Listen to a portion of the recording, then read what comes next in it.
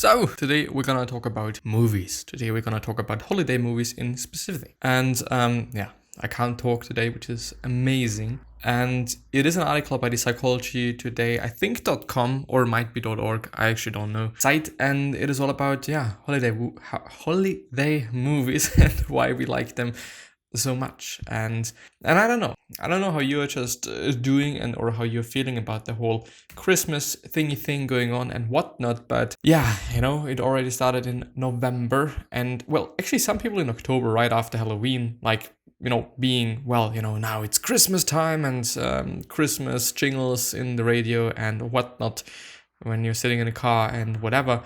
And I don't know, like I do like this time, and I especially like this time because I don't know, it's the first time for me without being in school and without thinking about school and all of these things. So I kind of am looking forward to that, even though I think that I'm gonna be disappointed then when the day comes, the great and big day. But anyway, let's see what this article is saying by Pamela B. Rutledge, PhD and MBA. Pretty interesting. Positively Media is her company, or she's working there, I don't know. Holiday movies offer hope, joy, love, and the promise of a kinder world. Using entertainment for comfort, escape, and positivity can be an important antidote to COVID stress. Yeah, which I think is also one of the reasons why playing video games is actually a pretty great thing, especially in these times where you're not quite able to meet people, you're not quite able to just do the things that you love to do, and not, well, at least not in the way maybe as you would like it to do or would like them to do. But yeah, and Zoom fatigue, to also cope with that thing. Holiday movies are a reliable and popular choice. Media companies have noticed, and some have upped their investment in holiday quote-unquote feel-good movies. For example, according to the LA Times, Marvisa Entertainment has gone from investing about 10% of its development funds in holiday movies to about 50%. Why? Holiday movies make us happy. Psychologists talk about happiness by distinguishing between two types. There is the hedonic and the eudaimonic. I think it's eudaimonic. I don't actually know the pronunciation, but hedonic happiness is what we feel from sensations of pleasure and enjoyment. It tends to be more transitory, like eating chocolate. Eudaimonic happiness comes from experiences that create a sense of meaning and purpose and tends to be with us longer.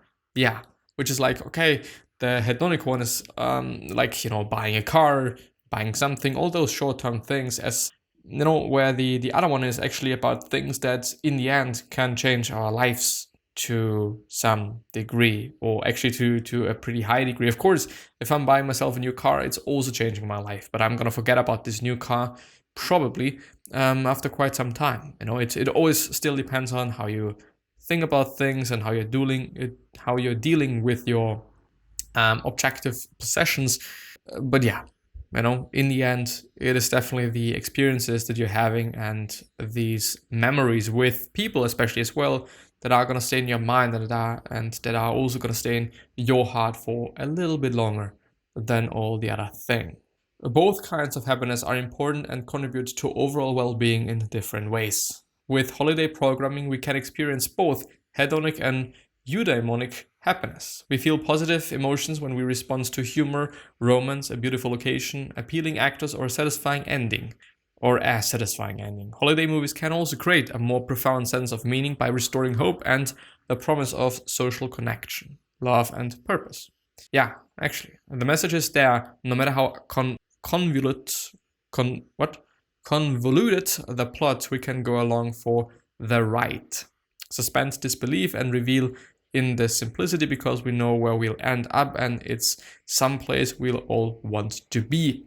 Holiday movies have a reputation for being predictable and often disdained for their cheesiness. Yeah. I think it just as well depends on who you are and your character and how you think about things and how you think about the whole holiday season, if it has been a big part for you. And the funny thing is, I just realized is that my mother, for example, really loves to watch those actually Christmas movies in particular, and I just most often also think about Christmas movies when I'm thinking about holiday movies. There might be some Easter movies as well, or I don't know, some other things, in other countries, or that are more prominent or dominant in other countries. But when I think about holiday programming and holiday movies, then I just basically think about Christmas movies. And my mother really likes to watch them, on a Christmas day, or on the 24th of December. She really likes to just stay in bed all day long and watch those movies. And it might be just basically due to that. And it's not been that of a thing for me as I've been a child. It's been more dominant or prominent in my life. At this point in time, it's like I'm gonna record and I'm gonna design some things, the usual thing, and the thing that I'm actually doing every single day quite.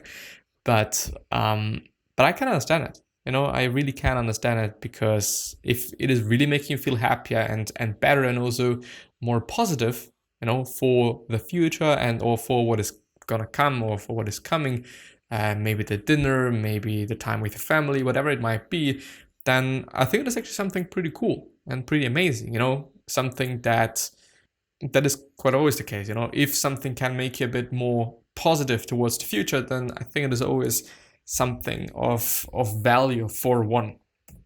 But yeah. And stereotypical characterizations. Yes. Lower budgets and reliance on tropes. They blend bits of rom-com and light drama with an infusion of seasonal inspiration about the meaning of generosity, caring for others, and family. They are guilty pleasures that makes us feel good. We don't expect critical acclaim. We want reassurance that the world will be put right, especially now when everything feels so appended. I don't know what it means, but I'm gonna look it up. Let's see what appended means. Set or turn something on its end or upside down. Why don't you just... Well, anyway. The characters face challenges, disillusioned or an ill-fated hero struggles, makes sacrifices, and ultimately achieves not just happiness, but the true meaning of holiday spirit through romantic connections or familial, there's actually a word, familial reconciliations. Yeah, quite. This is quite the essence of all Christmas movies per se, and or just in particular all Christmas movies, period.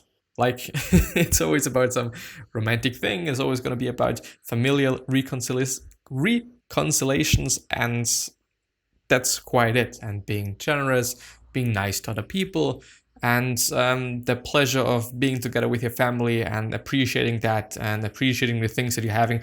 All those things that are actually pretty amazing if you think about it. And I mean, no matter how cheesy they are, or no matter how stereotypical movies or movies with stereotypical characters they are, I think it is an amazing thing to just get reminded of those things, as easy as it is, or as simple as it can be.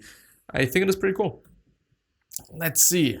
The predictability provides comfort. No matter how outlandish, unbelievable, or simplistic, the plot taps into real emotions. The predictability means we also enjoy a rewatching favorite holiday movies like White Christmas, because the familiarity feels good. We all want to feel connected and home for the holidays.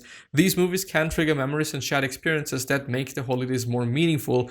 And if, especially in these times of abnormality, let's put it like that, I think it is a great thing to get reminded of the normal life, or what life was a year ago, for example, where the whole COVID shit wasn't hitting the fan. Yeah. But yeah, period. Nothing else to add there. Holiday movies also tends to be family friendly and can be a good option for multi-generational entertainment. Yeah. Which... just think about the fact that they are family friendly. Of course, they tend to be. They also are saying it.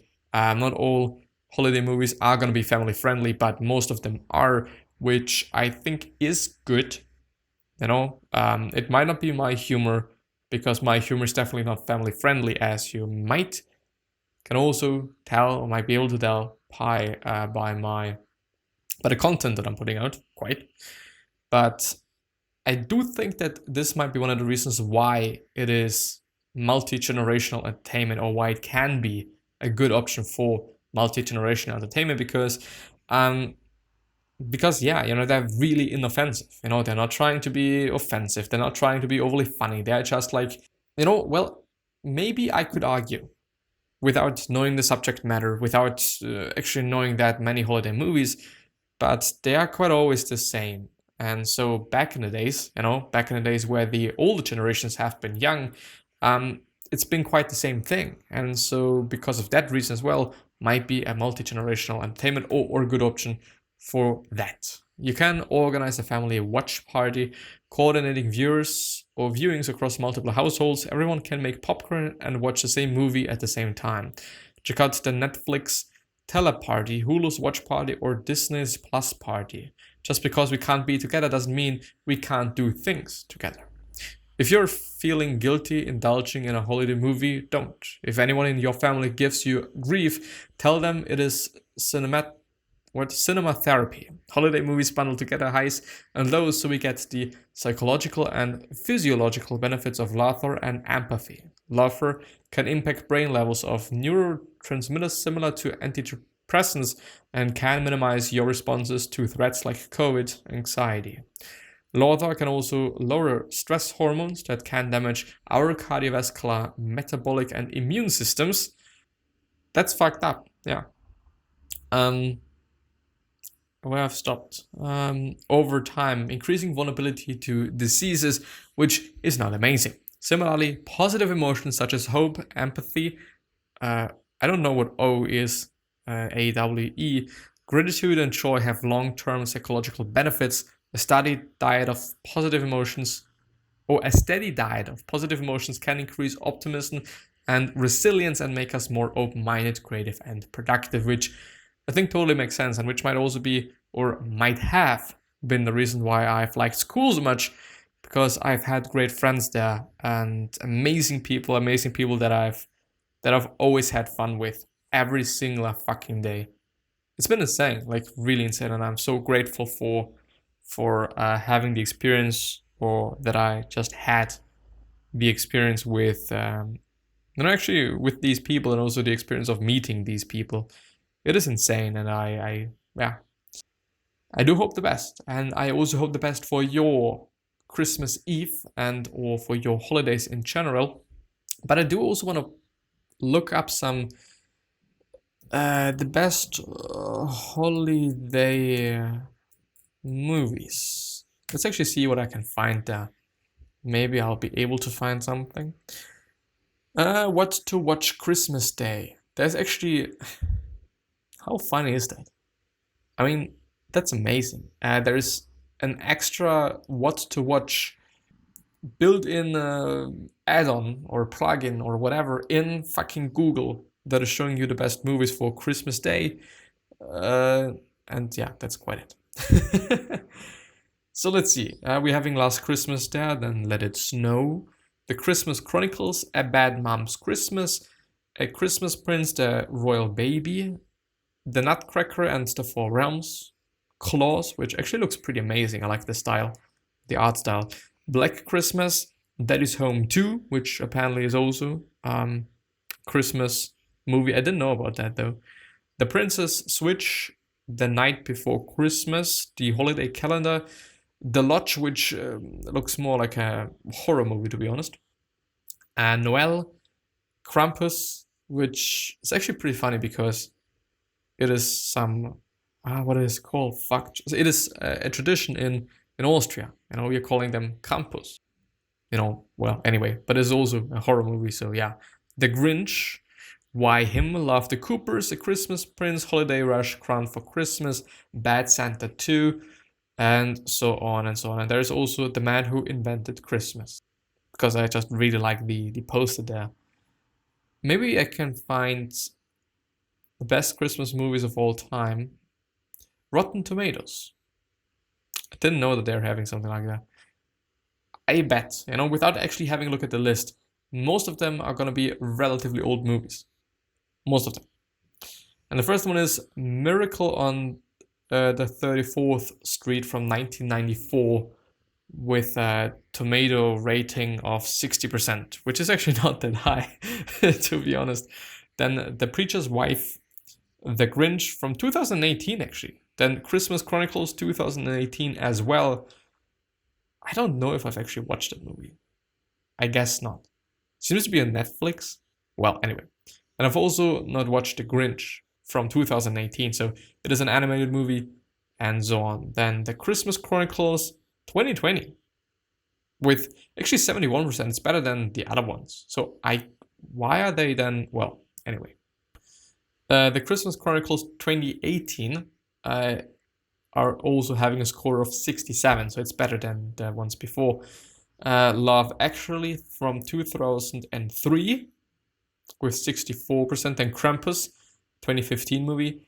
National Lampoon's Christmas Vacation, 1989. A Very Harold and Kumar Christmas, 2011, which is also having a 68% thing. Then, wow, actually pretty interesting. Mickey's Christmas Carol, 1983, 100% score of the Rotten Tomato scale thing. The Night Before, 2015, then Home Alone, 1990.